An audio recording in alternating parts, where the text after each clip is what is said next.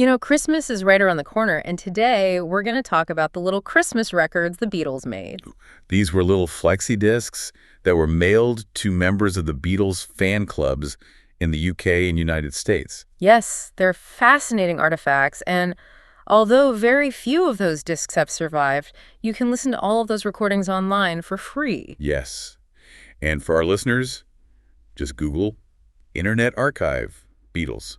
Christmas time is here again, and the first result you'll see is a collection of all those records. Yep, that's the one. In a way, they track this amazing 7-year arc. Oh, absolutely. You can hear their entire career, really, in these 7 little records, from the charming mop tops to a band falling apart. And it's amazing that they started for such a practical reason. It wasn't about art at first. Not at all. It was an administrative solution. Mhm. I mean, they were just drowning in fan mail. They couldn't possibly reply to everyone. No way. So these records, they gave that personal connection everyone wanted. And the format, the Flexi disc, was perfect. Cheap and light to mail out. Exactly. So that first one in 1963, it's just so sweet. It really is very sincere. Just collective thank yous, happy Christmas, that kind of thing. Exactly what the fans wanted to hear back then. But that polite phase, it didn't last very long, did it? No, not at all. By 64, 65, things start getting interesting. They become this playground for them. That's the perfect word for it.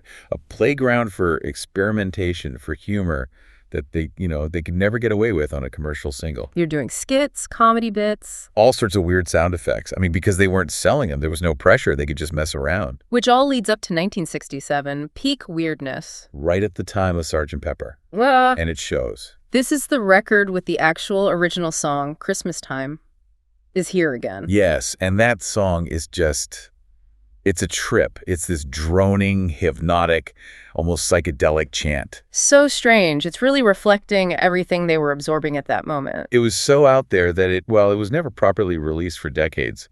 Only a chopped up version on the Beatles anthology in '95. But then things start to turn, the fun sort of drains out of it. Yeah, that chaos turns a bit darker. If you listen to the 1968 record, you can actually hear the band fracturing. That's the one where they recorded their parts separately, right? And you can tell it's a clear sign of just how bad the relationships had gotten. The warmth, it feels forced, obligatory. Must have been a bit jarring for the fans receiving that after the fun of the previous years. I'm sure.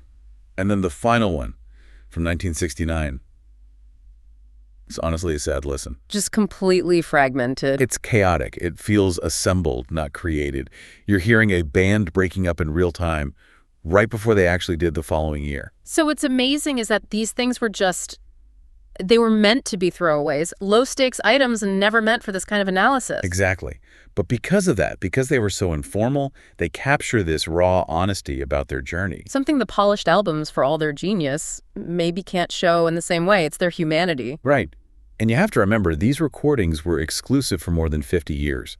People bootlegged them, but they weren't officially released until a vinyl box set in 2017. That exclusivity says a lot, doesn't it? It really does. It shows how, even from the very beginning, they understood they needed to maintain that special relationship with their most loyal fans. Well, thanks for joining us today. Whenever you feel like knowing more about the Beatles, visit us at BeatlesRewind.com. Every day, we do something new there. Song reviews, album reviews, movie reviews, book reviews, documentaries, trivia, all things Beatles. Every day, 8 days a week.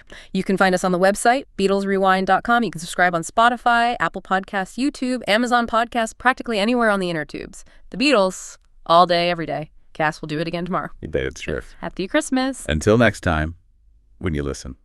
Your mind conducts its own Christmas carol.